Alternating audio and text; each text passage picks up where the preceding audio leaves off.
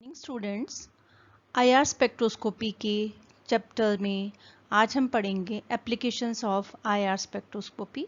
हम इसके बेसिक्स के बारे में पढ़ चुके हैं। आईआर स्पेक्ट्रोस्कोपी क्या होती है और उसका क्या बेसिक प्रिंसिपल है। आज लास्ट चैप्टर का हम पार्ट पढ़ेंगे, दैट इज अ एप्लीकेशन या उपयोग आईआर स्पेक्ट्रोस्कोपी के। हम जानते हैं कि आईआर स्पेक्ट्रोस्कोपी वाइब्रेशंस पर डिपेंड करती है, वाइब्रेशन या रोटेशन पर, जैसे कि हम इसके प्रिंसिपल में पढ़ चुके हैं।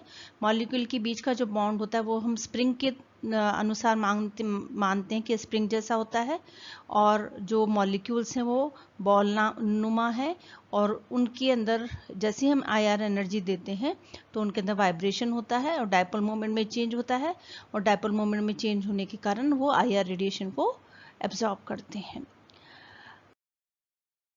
अब हम बात करते हैं आईआर स्पेक्ट्रा। जो हम स्पेक्ट्रा ऑब्जर्व करते हैं उस स्पेक्ट्रा के अंदर कितने पार्ट होते हैं, किस तरह से होता है। जैसे यहाँ पर हम देख रहे हैं आईआर स्पेक्ट्रा, यहाँ वेव नंबर हम लेते हैं, और जो मेन आईआर स्पेक्ट्रा है वो 4000 सेंटीमीटर इनवर्स से लेकर 600 सेंटीमीटर इनवर्स के बीच में आता है, और उससे पहले और आगे का जो पार्ट होता है फार आईआर और नियर आईआर, ये दूरस्थ आईआर और निकटस्थ आईआर कहलाता है। ऑर्गेनिक कंपाउंड्स की ज़्यादातर पीक्स जो हैं वो 4000 से लेकर 600 के बीच में ही पाई जाती हैं। ये वाला पोर्शन देखिए, अब जैसे ये वाला जो रीजन है यहाँ पर हमने नंबर ऑफ ऑसिलेशंस जो हैं वो आईआर कम है, तो कम होने के कारण क्या होगा, यहाँ पर ट्रांसमिशन परसेंटेज ट्रांसमिशन ज़्यादा 100% है। परसेंटेज ट्रांसमिशन जितना अधिक होगा एब्जॉर्प्शन उतना ही कम होगा, यानी कि जितना भी आईआर रेडिएशन पदार्थ पे गिराया गया है वो सारा का सारा बाहर निकल गया है और पदार्थ ने एब्जॉर्ब नहीं किया। 100% मतलब 100% रेडिएशंस इंटरेक्ट नहीं कर रही है, बाहर निकल गई है। एब्जॉर्प्शन ज़्यादा होगा तो परसेंटेज ट्रांसमिशन कम हो जाएगा। जैसे यहाँ पर आप देखिए, यहाँ पर ये वाला जो पोर्शन है यहाँ पर परसेंटेज ट्रांसमिशन कम है, ये परसेंटेज ट्रांसमिशन है यहाँ पर 0 से लेकर 100 तक। यहाँ पर कितना है, करीब 15 के करीब परसेंटेज ट्रांसमिशन है, दैट मीन्स बाकी पोर्शन एब्जॉर्ब हो गया है।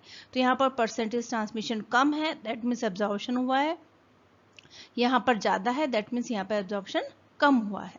हमको पता है कि इलेक्ट्रोमैग्नेटिक रेडिएशन जो है वो बॉन्ड के साथ इंटरेक्ट करती हैं और उसके कारण एब्जॉर्प्शन या ट्रांसमिशन होता है। अब हम बात करते हैं कि आईआर स्पेक्ट्रा जो होता है वो उसके अंदर दो एक्सिस हैं, एक एक्स एक्सिस और एक वाई एक्सिस और वाई एक्सिस। यहाँ पर वेव नंबर है और यहाँ पर इस वाले डायरेक्शन में यहाँ पर एब्जॉर्बेंस है, जिसको कि हम ट्रांसमिशन के रूप में देते हैं। यहाँ पर वेव नंबर है जो कि हम न्यू के फॉर्म में देते हैं, which is the number of waves पर सेंटीमीटर यूनिट, और जिसको हम सेंटीमीटर इनवर्स के रूप में प्रदर्शित करते हैं। आईआर स्पेक्ट्रा में जो हम यूनिट को यूज करते हैं वो वेव नंबर है माइक्रोन्स में, जैसे कि हम पहले डिस्कस कर चुके हैं। वेवलेंथ का जो इनवर्स होता है वो वेव नंबर है। Higher frequencies and higher wave numbers are equivalent to higher energy, और वेव लेंथ में इनवर्स रिलेशन होता है, लेकिन यहाँ पर डायरेक्ट रिलेशन है, यानी कि जितना ज़्यादा वेव नंबर होगा या जितनी ज़्यादा फ्रीक्वेंसी होगी एनर्जी उतनी ही अधिक होगी। शॉर्ट वेव लेंथ और हायर एनर्जी होती है, वहाँ पर उल्टा रिलेशन होता है, जबकि फ्रीक्वेंसी और वेव नंबर में डायरेक्ट रिलेशन होता है।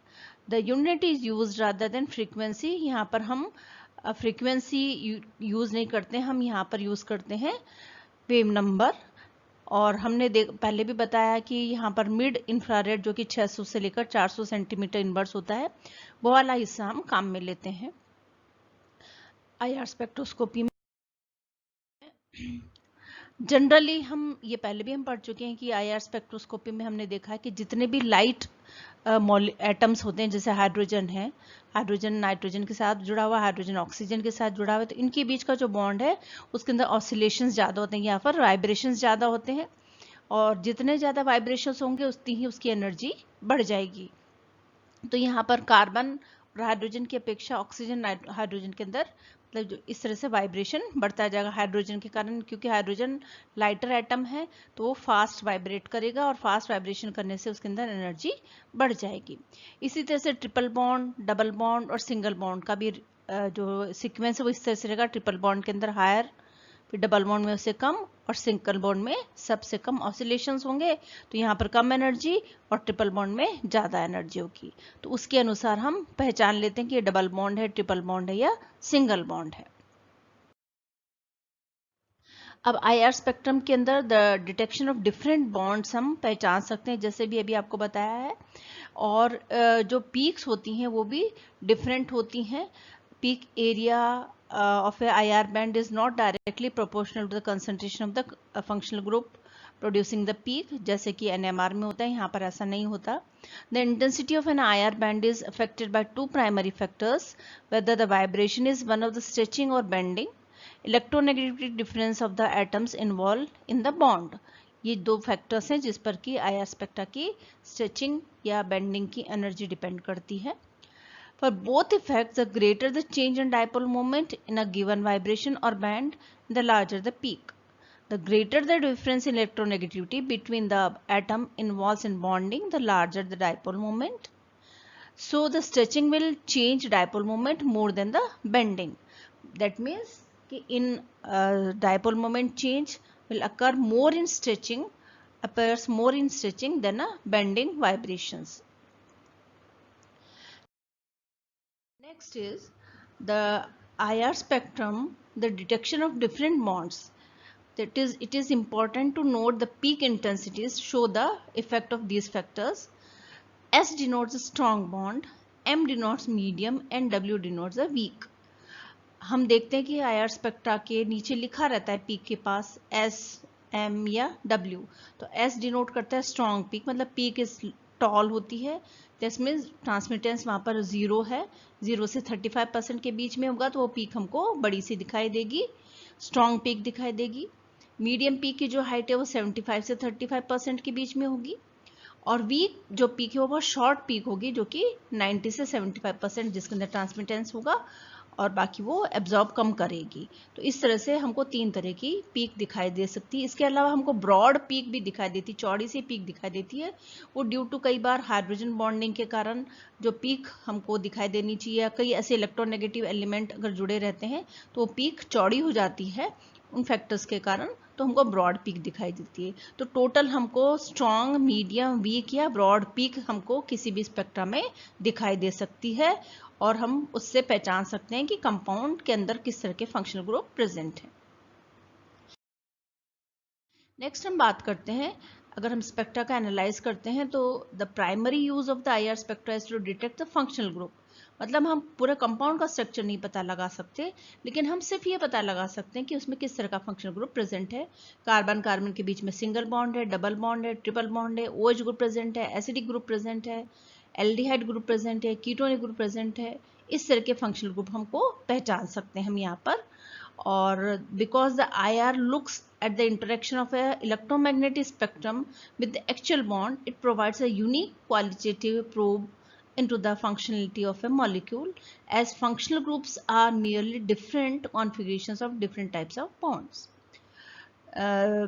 The types of bond in covalent molecules have roughly the same energy.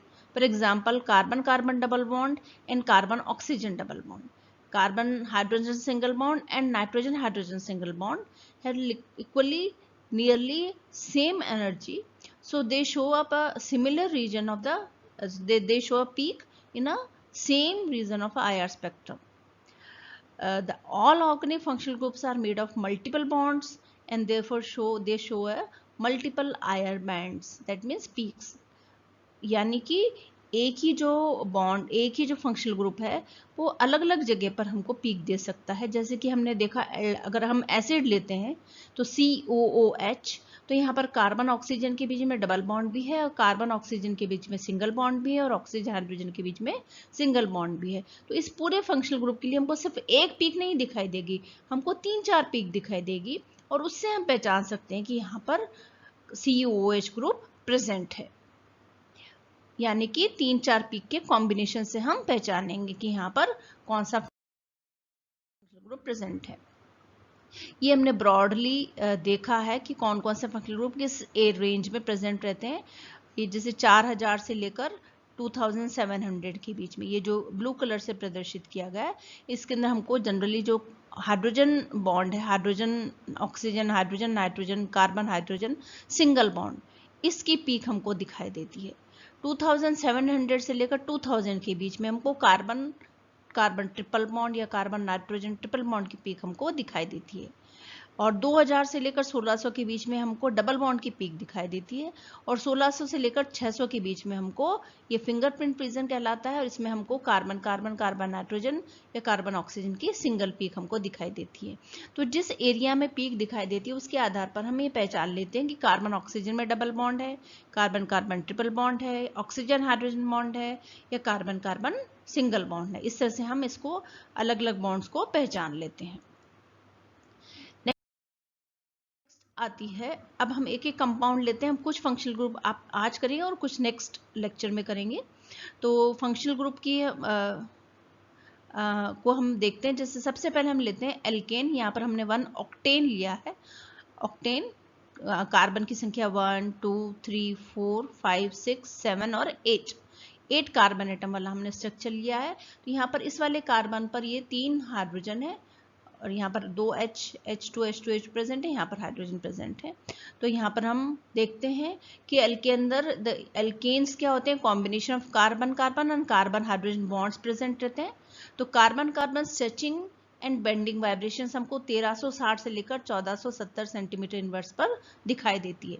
CH2 के बीच में जो बॉन्ड होता है उसके कारण हमको 1450 से लेकर CH2 और CH3 के बीच में जो बॉन्ड है जो कि कॉर्नर में है, इसके लिए हमको 1360 से लेकर 1390 के बीच में दिखाई देती है।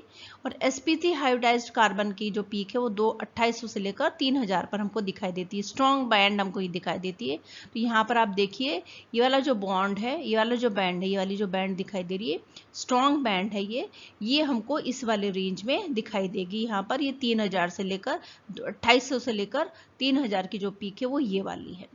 और इसी तरह से ये वाली जो पीक है 1400 से लेकर 1450 से लेकर 1470 की, जो कि CH2 ग्रुप के कारण है। ये CH2, ये वाला जो पूरा पोर्शन है वो CH2 है, और ये CH3 वाला।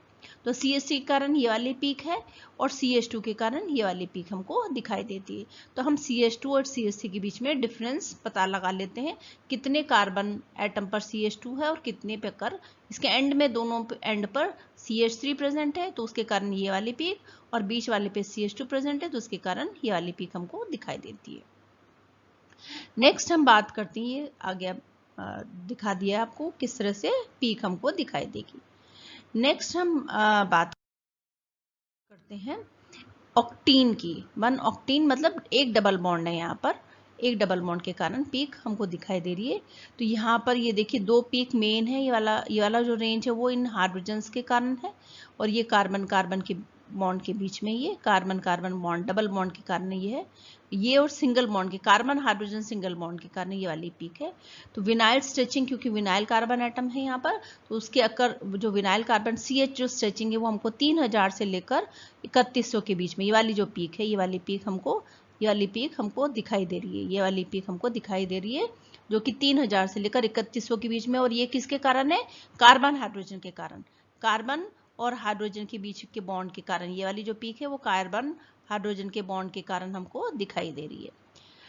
दूसरी पीक की हम बात करते हैं, ये वाली जो पीक है, ये वाली दिस वन, ये वाली जो पीक है, ये पीक हमको दिखाई दे रही है कार्बन कार्बन के बीच में डबल बॉन्ड के कारण, और ये हमको दिखाई देती है 1620 से लेकर 1680 के बीच में ये वाली पीक हमको दिखाई दे रही है। तो इस तरह से हम पहचान सकते हैं कि sp2 हाइब्रिडाइज्ड कार्बन एटम कौन सा है और sp3 हाइब्रिडाइज्ड कार्बन एटम हो। ये sp3 हाइब्रिडाइज्ड कार्बन एटम जो कि 3000 के करीब है, जैसे कि हम पिछले एग्जांपल में भी हम कर चुके हैं। ये sp2 हाइब्रिडाइज्ड कार्बन एटम है, कार्बन कार्बन के बीच में डबल बॉन्ड है, उसके कारण ये वाली पीक हमको, ये कार्बन और कार्बन के बीच में डबल बॉन्ड की पीक है जो कि हमको यहाँ पर दिखाई दे रही है। अब हम नेक्स्ट बात करते हैं ऑक्टाइन की, जिसमें कि ट्रिपल बॉन्ड है। यहाँ पर sp हाइब्रिडाइज्ड कार्बन एटम है और बाकी ये sp3 हाइब्रिडाइज्ड कार्बन एटम है। तो हमको जैसे पहले ही पता है कि sp3 हाइब्रिडाइज्ड कार्बन एटम के कारण हमको जो पीक दिखाई देती है वो हमको 3000 के करीब दिखाई देती है। ये वाली जो पीक है दिस वन, ये वाली जो पीक है ये हमको कार्बन हाइड्रोजन के कारण, कार्बन और हाइड्रोजन के कारण ये वाली दिखाई दे रही है पीक। और ये वाली जो पीक हमको दिखाई दे रही है, ये वाली पीक जो है वो कार्बन कार्बन ट्रिपल बॉन्ड के कारण है। ये वाली peak carbon carbon triple bond के कारण ये वाली पीक दिखाई दे रही है। तो इस तरह से हम पहचान लेंगे 3200 से लेकर 3300 के बीच में है, टर्मिनल एल्काइन के कारण है, और बाकी 2100 से लेकर 2200 के बीच में जो है वो कार्बन कार्बन ट्रिपल बॉन्ड के कारण पीक है। तो ये आज हमने 3 हाइड्रोकार्बन्स पढ़े जिसके अंदर की हमको पीक किस तरह से दिखाई देगी, ये हमने जान लिया। हाइड्रोकार्बन्स के अंदर एल्कीन एल्काइन में किस तरह से पीक हमको दिखाई देगी। तो नेक्स्ट लेक्चर में हम पढ़ेंगे कि हमको अदर फंक्शनल ग्रुप्स के अंदर किस तरह की पीक दिखाई देती है।